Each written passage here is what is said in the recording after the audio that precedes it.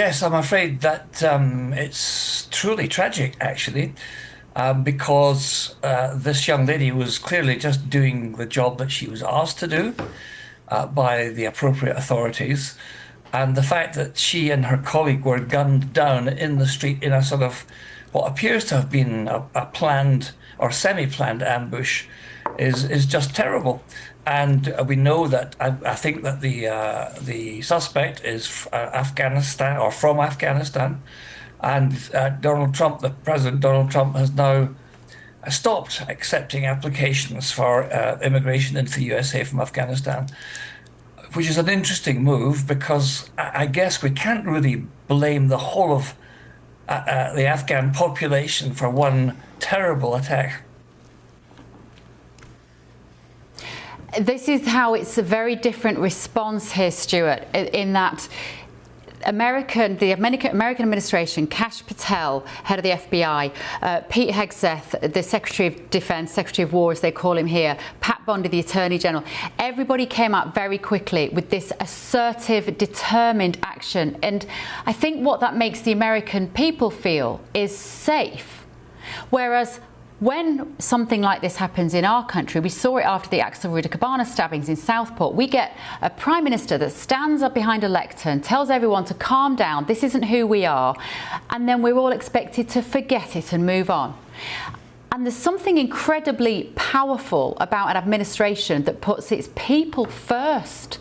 That's what the feeling is here today, Stuart. Could we not learn something from that response? Oh, I mean, I think we definitely can learn from that and be firmer when such incidents happen in the UK. It's actually paradoxical if you think that America or the United States has the reputation for being having out of control gun laws, and yet we are much weaker in our response to a similar circumstances. But the Labour Party in particular has always been a bit soft on this sort of thing. And of course, Keir Starmer is an international lawyer, and for him, the rule of law is paramount. And I think maybe that it's time we began to toughen up and start sorting these people out after this sort of incident happens over here. Tricky issue, Stuart, of the mental well-being of people who come from war zones. Now, you will know this better than anybody, being a former British Army officer. It is very difficult to walk away from seeing death and violence and having to perhaps be the perpetrator of some of that violence, and to not have that revisit you at some stage in the future. And we know of this perpetrator of this awful crime, this murderer now. We know that he also was smoking cannabis. That is legal here in Washington, D.C. and also legal in Washington State where he lived. So he wasn't breaking the law. But that combination of being mentally unstable, having witnessed trauma, smoking cannabis, and having access to firearms is a lethal combination. How do governments treat that potential cocktail of violence? Oh, gosh, how long have I got? That's a very, very complex question.